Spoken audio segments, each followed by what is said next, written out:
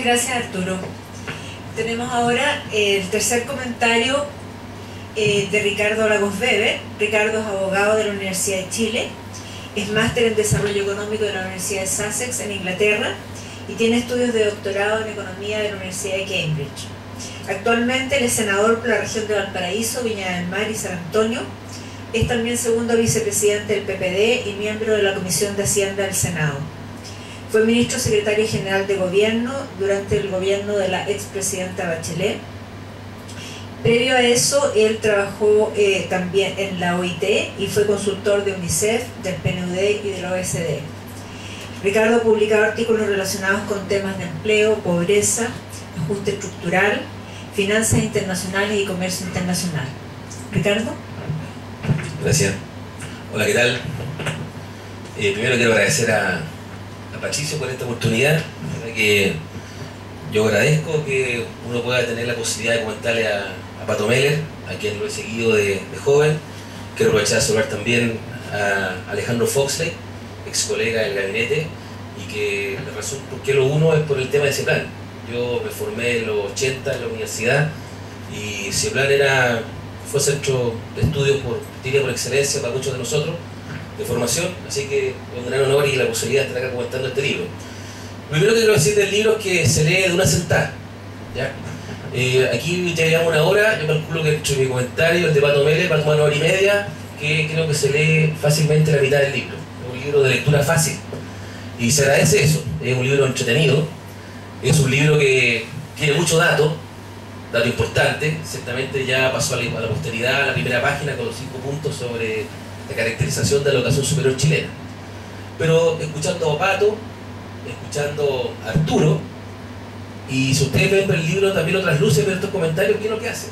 Que toman el libro de Pato Meller, indefectiblemente terminan abordando el tema educacional de una manera más amplia. Se concentra mucho Arturo en un minuto en la educación superior, pero dedicó sus buenos minutos a la educación escolar en general, o así lo entendí yo. Lo que quiero decir es que este libro es oportuno por la coyuntura que estamos viviendo, pero estimula la imaginación y el debate en torno a otros temas. Entonces, este libro que tiene por título, y así fue la llamada de Patricio Meller, quiero que comente un libro, me dijo, que estoy sacando, que lo estoy haciendo rápido, que lo voy a tener en septiembre. Me dijo, y el problema, Ricardo, no es el lucro, es el mercado. Así fue, citado, como es Patricio, ¿ya? Y te voy a explicar que el problema es el mercado y no es el lucro. Se lo dice a alguien que acaba de firmar el proyecto de ley para terminar con el lucro en toda la educación. Era como un poco frustrante, ¿ya? Porque no podía sacar un proyecto de ley para prohibir el mercado, ¿ya?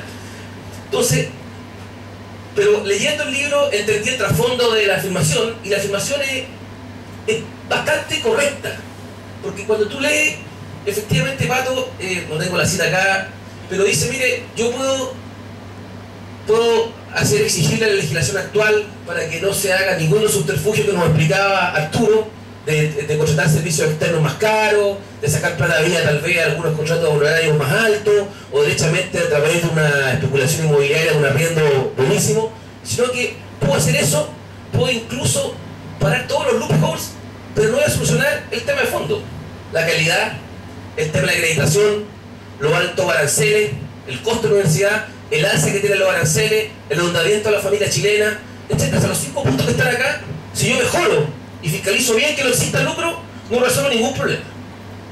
Entonces, yo entendí que el trasfondo de Patricio es, no nos concentremos necesariamente en este tema del lucro como tal, pero donde yo quiero decirle es que el lucro viene simbolizando algo más amplio. Esto ya me parece. Se lo echó Arturo.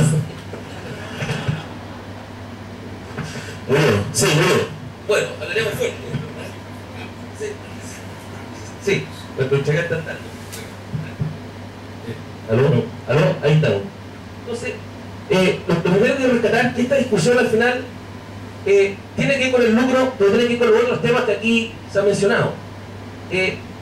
Quiero decirles que también uno cuando comenta un libro tiene que, sí, comparto, está el tema de la calidad, creo que es difícil medirlo, creo que el tema de los aranceles, no comparto el que se pueda afirmar de que es imposible determinarlo, creo que el tema de las oraciones referenciales se ha transformado en un tremendo negocio para las universidades, se termina transformando en un tremendo problema para las familias y se termina transformando en una tremenda frustración para el Estado.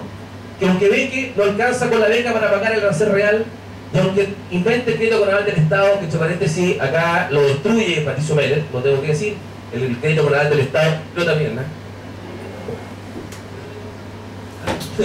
El crédito con aval del Estado fue creado bajo la administración de mi viejo, con mitad de ministro, y cuando tú ves en detalle la discusión que hace acá Patricio sobre este crédito con aval del Estado, si yo puedo rescatar lo positivo, pero mirá hoy, a ojos de la discusión que tenemos, quiero decirlo francamente que cuesta entender cómo se establece ese mecanismo. O sea, qué es lo que está detrás, la parte detrás de la cabeza, para haber llegado a esa definición. Es cierto, con el crédito con aval del Estado aumentó la oferta, la posibilidad de estudiantes de llegar a la universidad. Y también cuando tiene que afectar el pago de ese crédito con aval del Estado, se dice, mira, esto es muy caro, esto no procede, pero por lo menos tiene que marcarse el problema porque ya está estudiando y tiene que pagarlo. Pero no es menos cierto de que el problema de fondo es que acá hay una aproximación y una mirada que es la que está siendo severamente cuestionada después de muchos años. Pato, suban a alguien, tengo serios problemas con el sonido mío del 081. El tema como está organizado este sistema universitario y la educación en general. Tiene razón Arturo cuando menciona a Singapur y Finlandia, con los ejemplos que diste sobre la educación particular. Lo que falta agregar es que ni en Finlandia ni en Singapur la educación existe una educación particular solucionada con fines de lucro. Se trata que estamos tratando de cuadrar algo que no tiene otra experiencia a nivel escolar. Entonces tratamos de explicarnos si va a ser posible medir cuál es el arancel correcto. ¿Qué lo va a determinar? Aquí me decían algunos algoritmos se podría calcular cuál es el arancel correcto. O un comité de expertos que me diga cuál es el arancel correcto.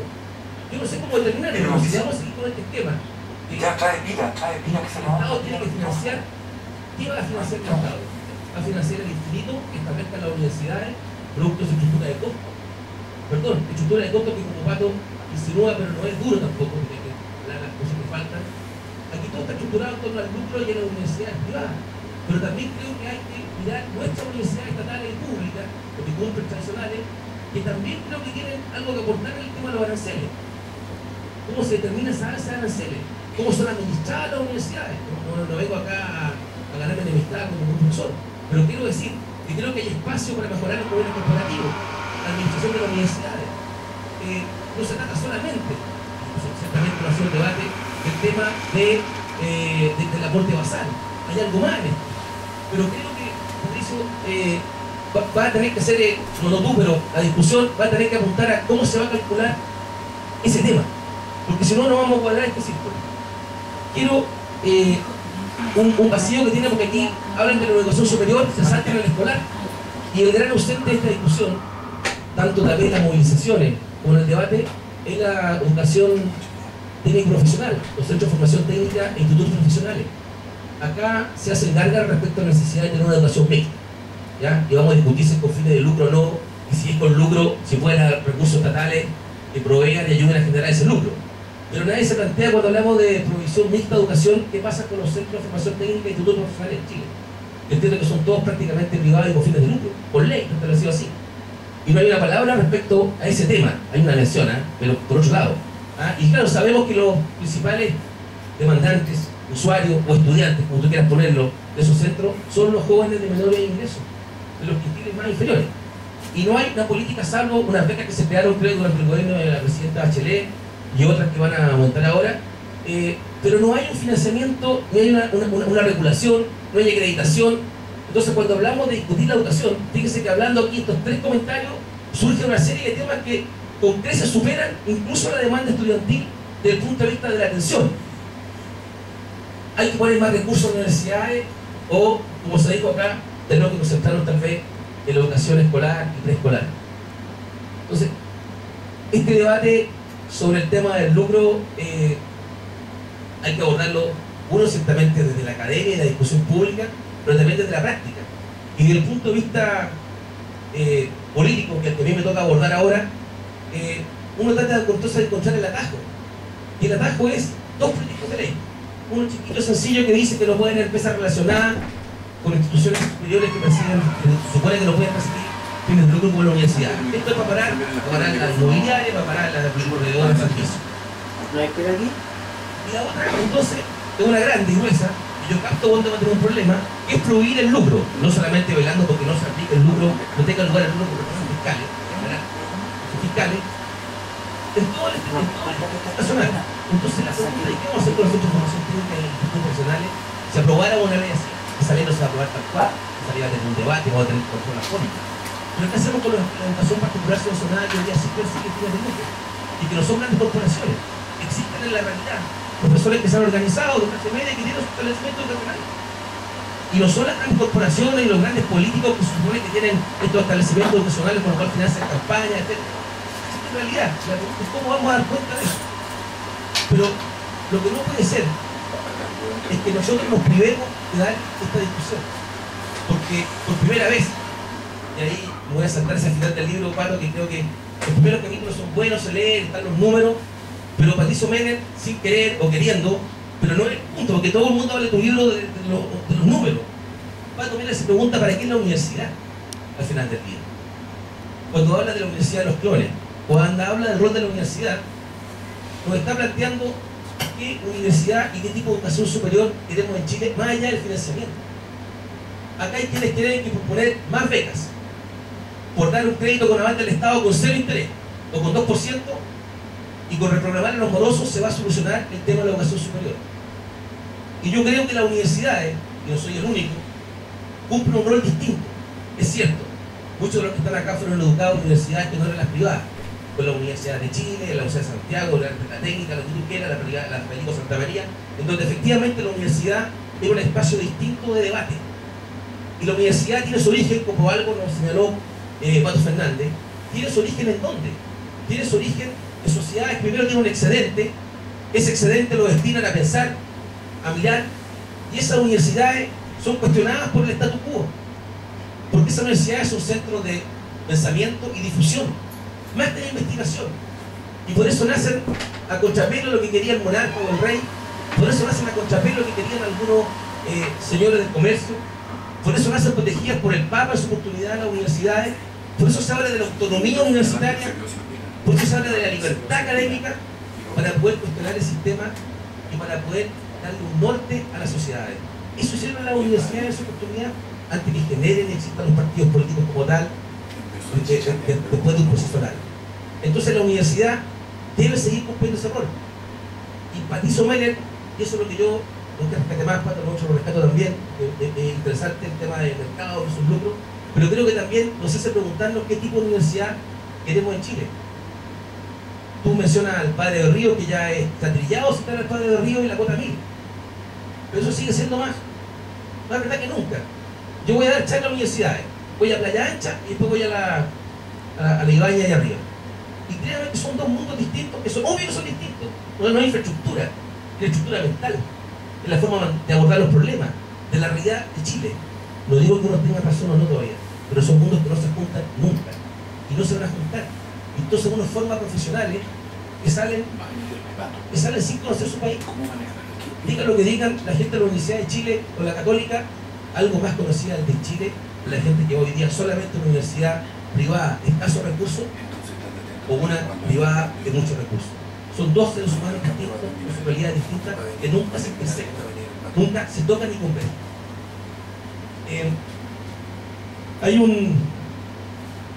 Entonces, en lo que estamos acá, y como yo estoy en la política de aprovecho entonces el minuto millonario, ¿vale? Es que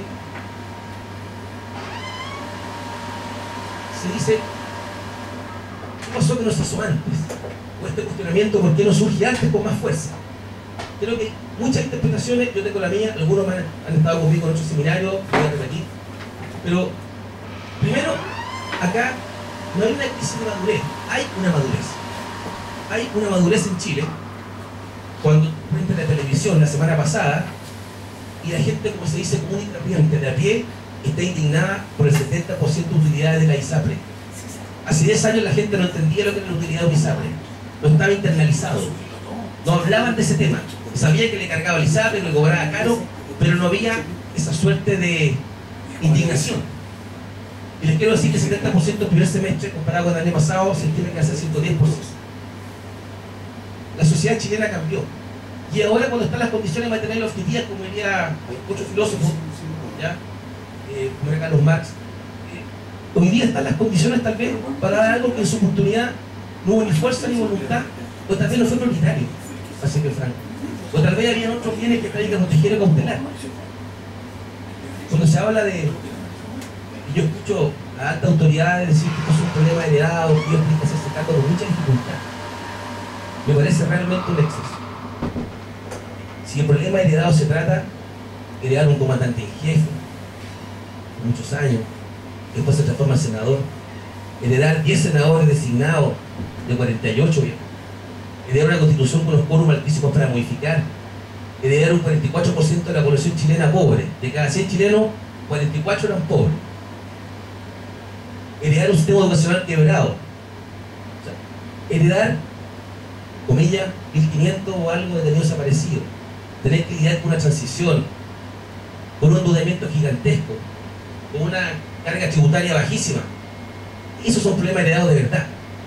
No una democracia andando en donde los jóvenes se sienten tranquilos y libres de hacer un planteamiento que muchos de nosotros, en los cuales me incluyo porque no soy joven, tal vez no tuvimos la fuerza ni el espacio para hacerlo. Y eso es lo que ha cambiado en Chile.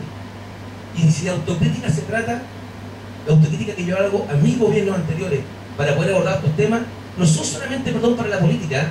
En un programa de televisión me dijeron, pero usted que hizo que no fiscalizaban el lucro de las universidades. Y le tuve que decir a los dos jóvenes del matinal de 24 horas, ¿y usted nunca leyó el libro de la María Olivia Montt, ver acaso? ¿Y qué hizo los medios de comunicación con ese libro que lleva 5 años dando vueltas? ¿Alguien le dio bola a ese libro? Ah, pues, lo más hay que ahí. Un libro de izquierdosos, ¿ah? Un libro de gente que no está... No, entonces la responsabilidad, cierto, los gobiernos tienen la primera responsabilidad, pero también de la sociedad, la que en el sentido, y lo digo responsablemente, somos todos un poquito, si no cómplices, por lo menos no entramos el diente. Y hablo en primera persona plural, para no decir que son los otros. Pero ni los medios de comunicación, ni la intelectualidad de ningún tipo se preocupó de este tema. Entonces ahora resulta inexplicable, porque no se fiscalizaba el lucro de las universidades, se supone que no puede definir el lucro. Yo no tengo una respuesta, para ser franco. Pregunté a los ministerios de Justicia, al Ministerio de Educación, ¿a qué le preguntamos eso? Yo no tengo una respuesta. Pero quiero volver a la suerte de autocrítica respecto no de lo que no se hizo, sino que de la forma en que se explicó o no se explicó las cosas como se hicieron. De aquí voy a terminar, pero que creo que, porque como este tema tiene que resolverlo la política al final del día, es cierto que si la política no da un cauce, esto va a seguir en la calle. Pero al final las democracias y las democracias representativas están para tratar de conducir e interpretar lo que está ocurriendo y llegar a un entendimiento. Pero para eso tiene que tener credibilidad y legitimidad para hacerlo. Y hay algunos que cuestionan en general y han sentado la raza con toda la clase política. Entonces creo que también hay que mirarse un poco para adentro y ver cómo puedo hacer contacto y sintonía con un mundo que desconfía. A veces con buenas razones, a veces con prejuicios, a veces, como diría alguien, con el entusiasmo de las juventud. Pero si algo que yo reclamo es que no tuvimos fuerza para decir a qué fuimos sometidos durante muchos años. Y eso es lo atribuyo a mi gobierno. Cuando el presidente Frey decide tener la jornada escolar completa, extenderla, significaba construir establecimientos educacionales adicionales. Porque si va a tener más horas los cabros en el colegio, tenéis que dejarlo en la tarde, los cabros que vienen en la tarde, tenéis que buscar un establecimiento educacional alternativo. Y para eso hay que construirlo. Y para eso entonces hay que gastar muchas lucas. Y cuando se propuso esto, la derecha dijo, sí, muy bien, pero me tiene que pasar financiamiento para que los particulares subvencionados, con y sin fines de lucro, también expandan sus colegios. Entonces, chuta esa mandarina. O sea, nosotros con el plata del Estado hay que financiar a un privado para que siga ganando plata. Y la alternativa del presidente Frey, ¿cuál fue? Bueno, si no hago eso, no me aprueban el proyecto. ¿Y qué es lo que hizo? Aprobó el proyecto y le puso lucas a los particulares subvencionados. Le voy a dar el ejemplo largo con el tema de la ISAPRE. Hizo el auge. Bienvenido el auge, una gran política el auge. Pero el auge tuvo una discusión asociada con la posibilidad de que la ISAPRE generara un fondo solidario de salud a partir de cierta parte de los excedentes. Y eso se le dijo, no, mi amigo, usted quiere auge, olvídese meterle mano a la ISAPRE, al fondo solidario, no existe eso. Bueno, y entre nada y poco, o entre nada y auge, auge. Y la presidenta Bachelet, para que aquí no agarre su pedacito, pensión básica solidaria, que es una gran política pública, claro, financiada por todos nosotros con los impuestos. Pero la presidenta Bachelet en un minuto se planteó, en la discusión interior del gobierno, la presidenta, de que sería posible tal vez hacer algún tipo de modificación al tema de AFP. ¿Cómo estaba funcionando la AFP en Chile? Y la respuesta fue, no se metan en ese tema porque si no se queda sin pensión básica solidaria. Entonces, ¿cuál es la autocrítica? estas tres políticas que fueron buenas, jornada escolar completa, auge y pensión básica solidaria, por darles tres ejemplos, se anuncian y salen anunciadas como grandes políticas públicas. Pero en ningún minuto nos hicimos cargo de lo que no pudimos lograr como consecuencia, y lo digo así, con un chantaje. No estuvo el presidente Frey para decir: tengo la jornada escolar completa, pero para tener esto tuve que financiar a privado la extensión de su establecimiento, con plata de todos nosotros. Y Lago, con la capacidad que tiene él, para su pedagogía que tiene, no fue para decirle al Lago que es una gran política de salud, pero la derecha chilena me chantajeó y me permitió el Fondo Solidario ISAPRE. Pero les quiero decir, amigos míos, de que vamos a seguir peleando para que este fondo exista. Y como no se dice con fuerza, no queda en ninguna parte. Y cuando la presidenta Bachelet aprueba la pensión básica solidaria, se dice, bueno, que las AFP no fueron tocadas. Porque tal vez los gobernantes, yo entiendo, los gobiernos tienden a defender sus obras, pero no tal vez hacerse esa autocrítica. Y yo creo que fuimos muy débiles al final en enfrentar esas restricciones. Y esto va a ocurrir hoy día, porque no vamos a tener mayoría. Podemos tener mayoría en el Senado con un proyecto con 23 senadores. Pero aquí está el diputado Monte, y el diputado Monte no sé si va a tener mayoría, el quórum en la Cámara de Diputados para terminar con el lucro. Entonces, ¿cuál va a ser el debate? ¿Cómo nos van a creer los jóvenes de la sociedad chilena? Nos van a creer en la medida que uno hable claro, porque esta es la primera vez que tenemos la oportunidad, y lo creo sinceramente, en 21 años, de discutir un tema de fondo de la sociedad chilena. Por primera vez. No hay ningún otro que esté para discutirse así. No recuerdo este interés por la realización de un libro, no recuerdo que se generara este ambiente, esta opinión. Aquí los apoderados y los papás tienen opinión. La sociedad chilena tiene opinión. Tiene opinión. Pero quiero decirle que por primera vez en 21 años, yo siento de que estamos remeciéndonos respecto a que las cosas no tienen que ser como son y que pueden ser distintas. Yo no tengo resultado final de esto, pero yo estoy cierto de que la discusión no va a ser la misma solución de antaño. O sea, sabemos mucho que no estamos disponibles para la misma solución de antaño. No hay espacio para eso. Cuando se dice que tenemos que estar en sintonía de verdad no es juntarnos a sacar una foto en una casa de gobierno. La sintonía de verdad, entonces estamos dispuestos o no a hacer un cambio estructural en algunas materias. Y hoy día no sé si habrá la fuerza. Ya le leí a la Camila Vallejo por ahí que dijo algo así como: y si nos derrotan ahora es una batalla y seguiremos allá. Pero, ¿qué te quiero decir? Que lo que no puede ser es llegar a un entendimiento en el cual no tiene que crear las diferencias. Estuve en un seminario sobre reforma tributaria. El senador Chaguán, hoy día aparece el diario de nuevo hablando que hay que modificar los impuestos.